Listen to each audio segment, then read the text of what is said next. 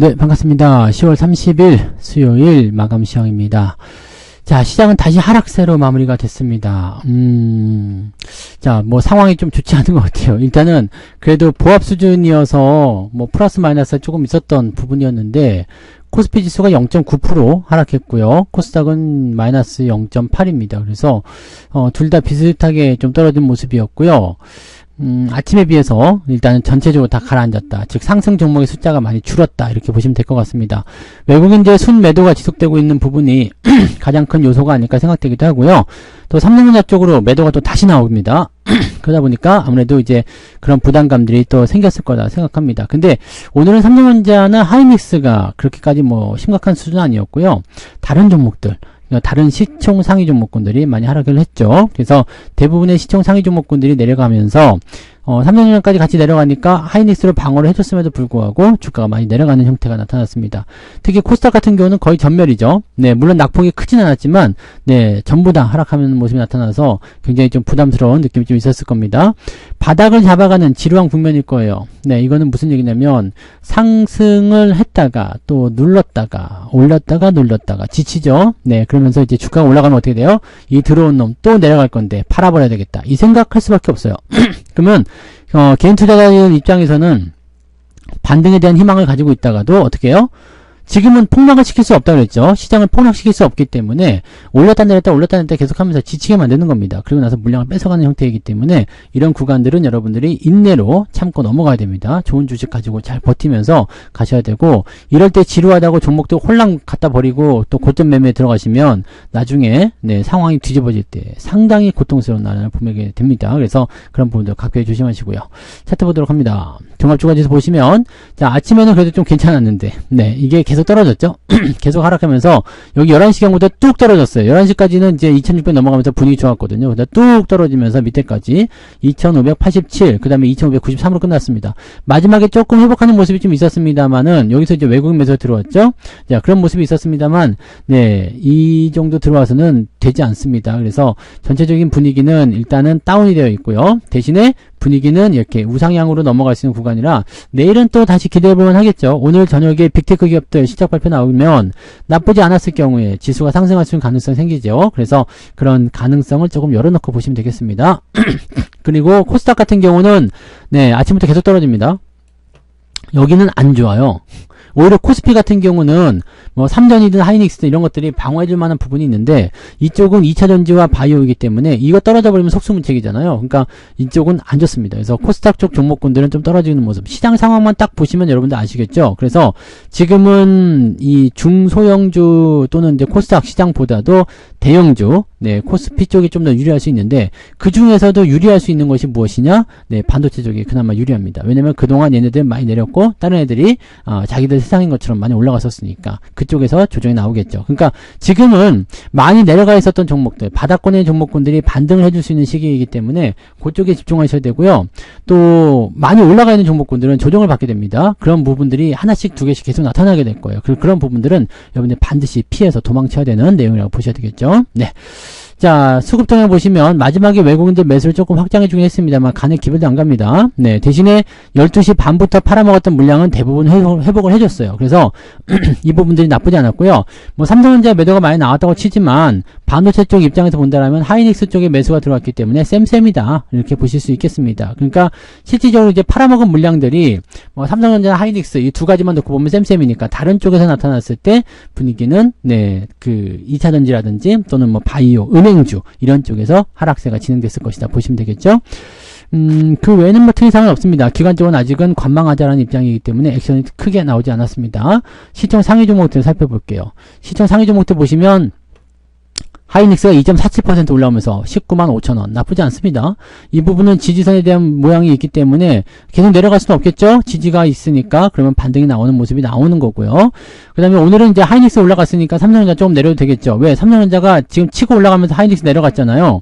이거 우리가 계속 이 부분의 관계를 이해하셔야 됩니다. 삼성전자가 어제 저항대 들어갔잖아요. 그래서 제가 뭐라고 했죠? 그냥 뚫고 넘어가도 좋지만 넘어가지 않고 옆으로 누워도 된다. 왜? 둘 중에 하나가 나올 수밖에 없어요. 저항대라는 것은 일단 소화를 시켜줘야 되는데 이것을 옆으로 누워서 소화할 것이냐 아니면 돌파해서 소화할 것이냐거든요. 근데 지금은 눕는 거를 선택했죠. 누워버리게 되면 어떻게 돼요? 다른 종목들이 떨어질 때 주가가 폭락하는 수가 있기 때문에 방어하기 위해서 하이닉스가 들어왔다. 이렇게 판단하시면 되는 겁니다. 근데 오늘 상황은 굉장히 안 좋죠. 특히 금융주 섹터가 주가 하락세를 계속 만들어내면서 안 좋은 형태가 나타났고 바이오, 그 다음에 자동차도 오늘 빠졌죠. 네, 그 다음에 뭐 2차전지도 마찬가지로 오늘 하락세 다 보여줬습니다. 코스피 쪽에서는 빨간불이 잠깐씩 보이지만 크게 영향 주지 않았고요. 낙폭이 크게 커졌습니다. 거기다가 시총 저기 위쪽 뭐 9위, 10위까지 올라갔었던 바로 그 종목 누구요? 이 고려아연이 하한가로 그냥 뚜르게 맞아버립니다. 요거는 이제 물량이 나오는 모습이 나오면 무조건 매도하라고 말씀드렸잖아요. 요 부분이 지금 나온 건데, 유상증자라는 희한한 재료가 떨어집니다. 이 주가를 올려놓고 나서 유상증자 때리는 거 정말 악질이거든요. 근데 이게 유상증자 떨어지는데 가격이 67만원이래요. 그럼 어디까지 떨어질까요? 80만원까지는 봐야 됩니다. 네, 80만원까지 떨어질 수 있어요. 그러니까 결국에는 제가 말씀드렸던 그 89만원 그 이상의 이해할 수 없는 가격대 이것이 유상증자를 위한 빌드업이었다 이렇게 볼 수밖에 없겠고요. 그 이전의 수준으로 돌려줄 수밖에 없을 것이다 이렇게 보셔야 됩니다. 그러니까 그 내용들이 나오는 거고 그 외에도 지금 뭐 은행주 쪽 일단 하락세가 굉장히 커요. 뭐 보험주 마찬가지고 이쪽 하락세가 좀 나타나고 있고요. 올라온 종목이 별로 없을 정도입니다. 오늘은요. 네, 한국전력은 그대로 잘 버티니까 상관없지만 올라온 종목이 별로 없을 정도로 주가들이 많이 애매했다라고 보시면 되겠습니다. 그래도 여기는 좀 나아요. 네, 이 삼성 SDS는 좀 올라왔네요. 여기는 좀 낮습니다. 뭐가 낮느냐? 어디에 비해서 낮느냐? 코스닥에 비해서. 여기는 전멸입니다. 저 푸르딩딩 그냥 푸르딩딩 딩딩딩 해가지고 그냥 퍼렇게 멍이 들었잖아요. 근데 얘네들은 또 뭐예요? 바이오부터 시작해가지고 2차전지가 지금 오늘 약세를 보일 수밖에 없는 상황인데 시총 상위에 완전히 포진되어 있죠. 그냥 자빠지는 거죠. 그러니까 이런 상황이 나타나는 부분이 되는 거고 뭐 소부장 같은 경우도 조금 반등하는 모습이 좀 있었습니다만은 지금 시점에서는 다시 또 밀리고 있죠. 왜? 대형주들의 움직임이 불투명하잖아요. 그러니까 이 부분에서 다시 또 밀리고 있습니다. 그러니까 기대기 한 개도 없어요. 오늘은 이제 바이오 2차전지, 소부장, 뭐 다 떨어져 버리는 모습이 나타나니까 올라간 게 없죠? 네, 올라간 게 없어요. 그러니까 이런 모습이 나타난다는 얘기입니다. 물론 이제 네이처셀 이런 것들 특이한 종목이 있긴 있습니다만은 얘네들은 지금 보면 1조 2천억. 요거 하나 올라간다고 시장이 변화되지 않습니다. 그러니까 항상 시가총액 상위 종목이 어떤 식의 움직임을 보여주는지 어떻게 만들어지는지를 꼭 여러분들이 생각하고 그 부분들을 체크하셔야 된다는 얘기입니다. 잊지 마시기 바라고요. 자, 그러면 등락 현황 볼게요. 오늘 등락 현황은 아침에는 그래도 조금 우세한 편이 좀 있었는데 거래소 같은 경우는 차이가 많이 벌어지네요. 352개 상승에 517개가 하락입니다. 이 하락의 하나는 고려아연이겠죠. 네, 그래서 352개 상승 517개 하락. 그래서 하락 종목이 훨씬 많고요. 코스닥은 아침에는 상승 종목이 더 많았어요. 근데 지금은 바뀌었겠죠. 네, 655개 상승, 그 다음에 928개 하락입니다. 그러니까 하락 종목이 더 많아지면서 이제는 계좌 수익률이 마이너스 바뀌었을 가능성이 높습니다. 아침에는 0.3 정도 플러스였잖아요. 네, 그 정도였는데 0.5 정도였나요? 0.3 정도였죠? 근데 그 정도였는데 지금 바뀌었을 것 같아요. 퀀텀온, 그 다음에 예림당, 슈마시스 이런 것들 반등이 좀 있었고요. 네, 쭉 내려보면 26개 종목으로 줄었네요. 그죠? 34개에서 26개로 줄었고요. ETF는 없으니까 26개만 상승했다. 이 정도로 보시면 될 것 같아요. 자, 쭉 내려볼게요. 내려보면은 1.95. 요거는 크게 차이는 없는 것 같아요. 2.3 정도여서 조금 내려가는 모습이 있었습니다만, 1.95 정도면은 그렇게까지 나쁜 건 아닌 것 같아 보입니다. 이 부분 한번 살펴보시면 되겠고, 하락률이 그럼 낙폭이 커졌을 가능성이 높겠죠? 고려아연이 하한가로, 네, 오늘 유일한 하한가 종목이 됐고요. 빠진 종목이 제법 많습니다. 그죠? 네. 금양도 13%대 하락이고요. 네. 이월드, 티움바이오, 뭐 이런 것들 많이 빠졌네요. 9% 이상 하락한 종목이 20개, ETF 제외해도 18개. 많은 겁니다. 네. 많이 하락한 겁니다. 그래서 이 정도면은 당연히 낙폭이 커졌을 거라 생각해 볼 수가 있겠습니다. 3% 나오지 않았을까요? 네. 3%까지 안 나왔네요. 2.67. 그럼 마이너스, 아침에는 플러스 0.34 정도였는데, 지금은 마이너스 한 0.5가 넘죠? 0.78 정도 되는 거니까, 그냥 마이너스 1% 보시면 될 것 같아요. 그죠? 마이너스 1% 정도. 그러면 저도 아침에는 플러스 한 0.23 정도 된다고 그랬잖아요. 지금 보니까 마이너스 0.23 정도 됩니다. 플러스 0.23이 마이너스 0.23으로 바뀌었어요. 상당히 기분 나쁠 수 있겠습니다만 그래도 시장 대비 나쁘지 않았다고 저는 생각합니다. 뭐 이런 정도라고 보시면 될 것 같고, 만약에 오늘 자동차가 좀 올라갔으면 네, 제 계단은 아마 플러스 넘어갔을 것 같긴 한데 많이 빠지지 않았음을 감사하게 생각해야 되겠죠. 네, 그래서 0.23 정도면은 그래도 버티만 할 거예요. 근데 문제는 이제 지루하고 답답하고 짜증난다는 얘기죠. 그래서 그런 부분들을 어떻게 넘어갈 것인가. 빠지지 않고 있음을 다행으로 생각하면서 넘어가야 되겠죠. 조금만 더 인내심을 가지셔야 될 것 같아요. 자, 매매 동향 살펴보시면 기관 쪽에서는 고려 아연 가장 많이 샀는데, 기관이요, 매수를 했는데 왜일까라는 생각이 좀 있네요. 삼성전자 매수가 좀 있었고요. 조금 늘어났어요. 그 금융투자가 매수를 조금 해준 것 같은 느낌이 있었긴 하네요. 그죠? 이런 부분이 좀 있었고, 고버스 매수가 들어왔어요. 그러니까 주가 하락 쪽에 베팅을 좀 하고 있는 모습 좀 있습니다. 그다음에 한미반도체, 오늘 하이닉스 올라오니까 이거 좀 올라오는 거죠. 이 하이닉스 확실히 보시면 되고요. 은행주나 그다음에 이런 테크윙, 그다음에 대한항공도 매수 들어왔는데 대한항공은 요즘에 모양새 나쁘지 않아요. 좋아요. 네, 좋은 흐름이고요. 그다음에 NC소프트도 매수 들어왔네요. NC소프트는 살짝 바닥 느낌이 있다고 그랬죠. 네, 슬슬 돌아서는 모습이라서 이런 것들은 갖고 계신 분들은 일단 지금은 홀딩으로 보셔도 괜찮을 것 같아요.